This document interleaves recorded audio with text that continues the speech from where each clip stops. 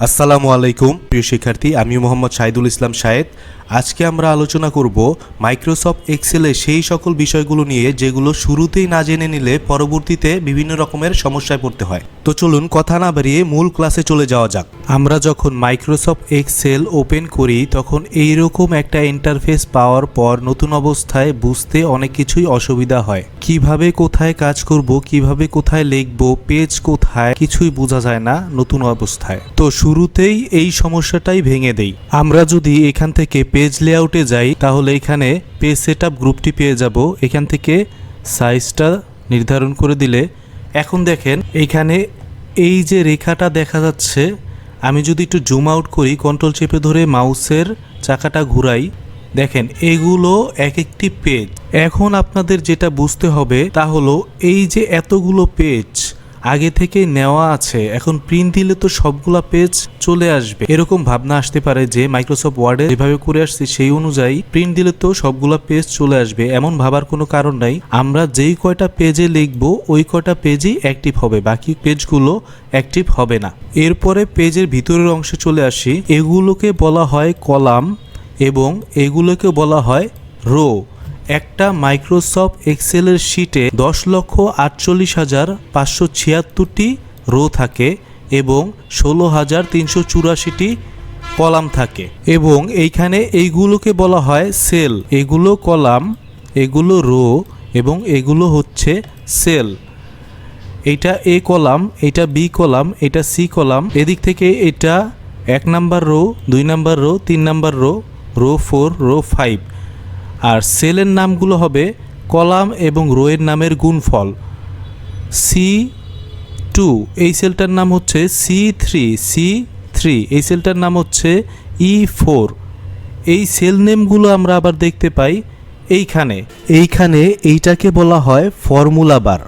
আমি যখন কোনো সেলে ক্লিক করব সেই সেলের নামটা এখানে দেখা যাবে নেম বক্স, এবং ওই সেলের ভিতরে যা লিখবো সেইটা দেখা যাবে এইখানে। আমি অন্য সেলে ক্লিক করে চলে গেলে আবার এখানে এসে যদি এডিট করতে চাই ডাবল ক্লিক দিয়ে ঢুকতে হবে, তারপর এডিট করতে হবে।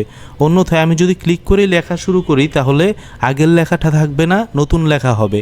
অথবা এই সেলে ক্লিক করে এইখানে এসেও এডিট করতে পারি। এবার কথা আসে লেখা কোথা থেকে শুরু করব। অবশ্যই প্রথম পেজের প্রথম দিক থেকে শুরু করব। এদিক থেকে লেখাটা শুরু করব।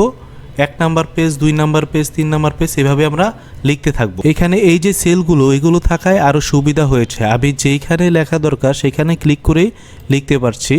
আগে হতো কি ট্যাব দিয়ে যেতে হতো অথবা স্পেস দিয়ে যেতে হতো, এখন যেখানে লেখা দরকার সেখানে ক্লিক করে লিখতে পারছি। এখন এই যে রেখাগুলা, এখানে আমি কিছু লিখলাম, কন্ট্রোল পি দিয়ে প্রিন্ট প্রিভিউতে চলে যাই। প্রিন্ট প্রিভিউতে যাওয়ার পর এইখানে কিন্তু ওই রেখাগুলো দেখা যাবে না। আমি যদি এই রেখাগুলো এইভাবে সিলেক্ট করে এই বর্ডার অপশনে যে অল বর্ডার দেই তখন এখানে বর্ডার হয়ে যাবে। এরপর এই বর্ডারগুলো দেখা যাবে। এইখানে এই সাদা যেই প্লাস চিহ্নটি দেখতে পাচ্ছেন এইটা দিয়ে সিলেক্ট করার কাজ করে। এরপর এগুলো যদি আমি সব রিমুভ করতে চাই তাহলে এইখানে হোম রিবনের এডিটিং গ্রুপে ক্লিয়ার নামের একটা অপশন আছে। এই অপশনটিতে গেলে ক্লিয়ার অল দিলে সব রিমুভ হয়ে যাবে। ক্লিয়ার ফরম্যাট দিলে শুধু ফরম্যাট রিমুভ হবে, লেখাগুলো থেকে যাবে। ক্লিয়ার কন্টেন্ট দিলে কন্টেন্ট রিমুভ হবে, ফরম্যাটগুলো থেকে যাবে। আমি ক্লিয়ার অল দিলাম, সব কিছু রিমুভ হয়ে গেল। এইখানে এক সেল থেকে অন্য সেলে যাওয়ার জন্য আমরা মাউস ক্লিক করে যেতে পারি অথবা কিবোর্ডের অ্যারো কি থেকে ডানে বামে উপর নিচে যেতে পারি, ট্যাব প্রেস করে যেতে পারি। এবং এই সেলগুলো একত্রিত করার জন্য আমরা সাদা প্লাস দিয়ে, সাপোজ আমি এই কয়টা সেল সিলেক্ট করলাম, এখন এখানে আছে মার্জ অ্যান্ড সেন্টার, এটা ক্লিক করলে সেলগুলো একত্রিত হয়ে একটি সেলে পরিণত হলো। আবার স্প্লিট করার জন্য আবারও এইখানেই সিলেক্ট করে মার্জ অ্যান্ড সেন্টারে ক্লিক করলে স্প্লিট হয়ে আগের মতো হয়ে যাবে। তাহলে একবার ক্লিক করলে মার্জ, আবার সিলেক্ট করে ক্লিক করলে স্প্লিট আগের মতো। এরপর আসি ড্র্যাগিং বা অটোফিলের বিষয়ে। এইখানে আমি 1 টাইপ করলাম। এখন এই সেলটা ক্লিক করে এই সেলটা সিলেক্ট হলো। এই কর্নারে গেলে কালো প্লাস যখন আসবে তখন ক্লিক করে ধরে নিচের দিকে টান দিলে যেই পর্যন্ত টান দিয়ে ছেড়ে দিব সেই পর্যন্ত 1 হয়ে যাবে। এই টান দেওয়াটাকে ড্র্যাগ করা বলে। আমি এইখানে 2 লিখে এইখান থেকে ধরে টান দিলে সবগুলোতে 2 হয়ে যাবে। আবার এই 1 এবং 2তে সিলেক্ট করে এইখান থেকে ধরে ড্র্যাগ করে দিলে সিরিয়ালি সব চলে আসবে। সেক্ষেত্রে এক্সেল বুঝতে পারবে আমি এরকম একটা সিরিয়াল চাচ্ছি। এবং একের পরে যদি আমি এখানে 5 দিয়ে দেই এবং এই দুটো সিলেক্ট করে এইখান থেকে ড্র্যাগিং করি, তাহলে সেই অনুযায়ী একটা সিরিয়াল চলে আসবে। কিন্তু আমি যদি এখানে এ টাইপ করি, ড্র্যাগ করলে সব এ আসলো, ঠিক আছে।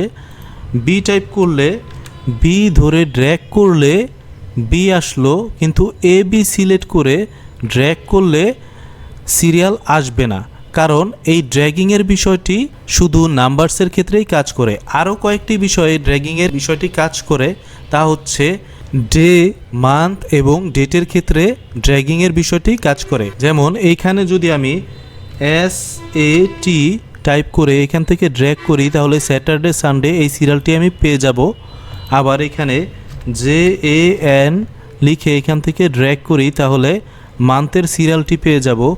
এইখানে যদি আমি তারিখ টাইপ করি, তারিখ টাইপ করার ক্ষেত্রে একটা জিনিস লক্ষ্য রাখতে হবে, যার যার ডেস্কটপে বা ল্যাপটপে যেই ফরম্যাটে ডেট দেওয়া থাকবে ওই ফরম্যাটে টাইপ করতে হবে। আমরা এইখান থেকে দেখে নিব। এইখানে দেখতে পাচ্ছি আমার পিসিতে ডে আগে দেওয়া আছে, তারপরে মান দেওয়া আছে। সেক্ষেত্রে আমি টাইপ করার ক্ষেত্রে ডে আগে টাইপ করব, তারপরে মান্থ টাইপ করব, এরপরে ইয়ার টাইপ করব। এন্টার দিলাম, চলে আসলো ডেট। এখন এইটা আমি ড্র্যাগ করলে সিরিয়ালি ডেট পেয়ে যাব। এই জিনিসটা লক্ষ্য করে ডেট টাইপ করতে হবে, তা না হলে ডেটের ফরম্যাটটি সঠিক আসবে না। এইবার এই সাদা প্লাস দিয়ে সবগুলো সিলেক্ট করে এইখান থেকে ক্লিয়ার অল দিয়ে দিব। এবার আমরা দেখব বেসিক যোগ বিয়োগের কাজগুলো কিভাবে করা হয়। এইখানে যদি আমি 45 টাইপ করি, এইখানে টাইপ করলাম 55, এই দুইটার যোগফল আমি যেইখানেই নামাতে চাই সেইখানে যে আমি ক্লিক করব। সাপোজ আমি এইখানে নামাতে চাই, তাহলে এখানে ক্লিক করলাম। এরপরে যে কোনো ক্যালকুলেশনের ক্ষেত্রে বা ফর্মুলা লেখার ক্ষেত্রে শুরুতে ইকুয়াল টু টাইপ করতে হবে। এরপরে যেগুলো আমি যোগ করব সেগুলো আমি ক্লিক করব। এইটা ক্লিক করলাম, যোগ চিহ্ন দিলাম, এইটা ক্লিক করলাম। এখানে খেয়াল করলে দেখুন এখানে নাম্বারসগুলো আসেনি, সেলের নামগুলো আসছে। এখন আমি এন্টার প্রেস করে দেই, 100 চলে আসলো। এখন এইখান থেকে যদি আমি 45টাকে 77 বানিয়ে দেই এবং এন্টার প্রেস করি, তাহলে যোগফলটাও চেঞ্জ হয়ে গেল। একইভাবে আমরা বিয়োগও করতে পারি। এটা আমি ডিলিট করে দেই, সমান সমান, এইটা ক্লিক করলাম, বিয়োগ চিহ্ন, এইটা ক্লিক করলাম, এন্টার দিলাম। ভাগ গুণ একইভাবে আমরা করতে পারবো। এবার যদি আমি যোগ বিয়োগ, ভাগ গুণ এবং ড্র্যাগিং একসাথে করে দেখাই, তাহলে কেমন হবে দেখুন। 13 এখান থেকে ড্র্যাগ করে দিলাম, 1 এন্টার 2, এই দুটো সিলেক্ট করে এখান থেকে ড্র্যাগ করলে একটা সিরিয়াল পেয়ে যাব। এরপর এই দুটো যদি আমি গুণ করি, সমান সমান, এইটা ক্লিক করলাম, গুণন চিহ্ন, এইটা ক্লিক করলাম, এন্টার দিলে গুণফল পেয়ে গেলাম। এবার আমার প্রত্যেকটার ক্ষেত্রে একই কাজ করার প্রয়োজন পড়বে না। এইখান থেকে ধরে ড্র্যাগ করে দিলে সবগুলোতে গুণফল নেমে যাবে। আবার যদি ভাগ করে দেখাই, এইটা ক্লিক করলাম, ভাগ চিহ্ন, এইটা ক্লিক করলাম, এন্টার, এখান থেকে ড্র্যাগ করে দিলে সবগুলোর ভাগফল নেমে যাবে। একইভাবে আমরা যোগ বিয়োগও করে ফেলতে পারি। এতক্ষণ আপনারা যেই নিয়মে যোগ বিয়োগ ভাগ গুণ দেখলেন, এটা আসলে কোনো প্রফেশনাল ওয়ে না। প্রফেশনাল ওয়েতে যোগ বিয়োগ ভাগ গুণ করতে গেলে আরও সময় কম লাগবে এবং আরও সহজ হবে। তাহলে আমরা প্রফেশনাল ওয়েতে কিভাবে যোগ বিয়োগ ভাগ গুণ করব সেগুলো একটু দেখে নেই। সেক্ষেত্রে আমি বিক্ষিপ্তভাবে কিছু অ্যামাউন্ট টাইপ করব।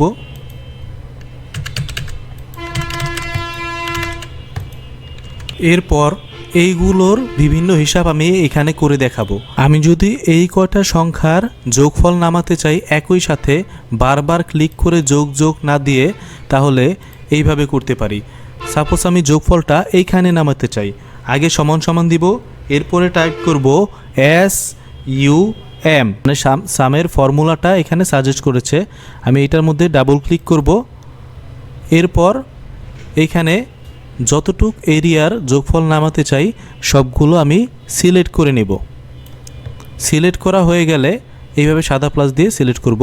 সিলেক্ট করা হয়ে গেলে এন্টার দিব, যোগফল নেমে গেল। এরপরে এগুলোর যদি আমি গুণফল নামাতে চাই, তাহলে সমান সমান PRO প্রোডাক্ট দিয়ে গুণফল করতে হয়। ডাবল ক্লিক করলাম, সিলেক্ট করে একই নিয়মে সিলেক্ট করে এন্টার দিয়ে দিব, গুণফল নেমে যাবে। এরপর এগুলো যদি আমি অ্যাভারেজ করতে চাই, সমান সমান AV, এই যে অ্যাভারেজ চলে এসেছে, এই কয়টা সংখ্যার গড় নেমে গেল। এরপর একইভাবে ম্যাক্সিমাম করব,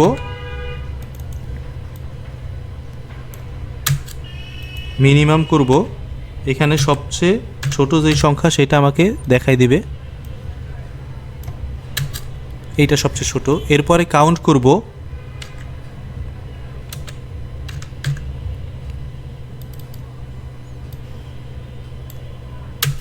এখানে মোট 10টা ইন্ডিভিজুয়াল অ্যামাউন্ট আছে, সেটা কাউন্টের মাধ্যমে আমরা জানতে পারলাম। ডাবল ক্লিক করলে আমরা আবার সূত্রটা দেখতে পারবো। এন্টার দিয়ে সূত্রটা ক্লোজ করলাম। কোনটা কি দিয়ে করলাম মনে না থাকলে আমরা এইখান থেকে অটোসামের এই অংশটাতে ক্লিক করে দেখে নিতে পারবো কি কি কাজ করেছে। এখানে শুধু প্রোডাক্টটা লেখা নেই, প্রোডাক্টটা বাদে সবগুলোই এখানে লেখা আছে। এইখানে আরেকটা বিষয় বলতে হচ্ছে, আমি যদি এই সম্পূর্ণটা সিলেক্ট করে ব্যাক স্পেস প্রেস করি তাহলে শুধু এখান থেকে প্রথমটা কাটবে। সেক্ষেত্রে সবগুলা কাটার জন্য সম্পূর্ণটা সিলেক্ট করে ডিলিট প্রেস করতে পারি চাইলে, এবং ক্লিয়ার করার জন্য এখান থেকে ক্লিয়ার অল দিলেই হচ্ছে। আপনাদের আজকের ক্লাস এই পর্যন্তই। আশা করা যায় এই সকল বিষয়গুলো জানা থাকলে মাইক্রোসফট এক্সেলের এক্সপিরিয়েন্সটা আরও অনেক ভালো হবে ইনশাল্লাহ। সবাই ভালো থাকবেন। আসসালামু আলাইকুম।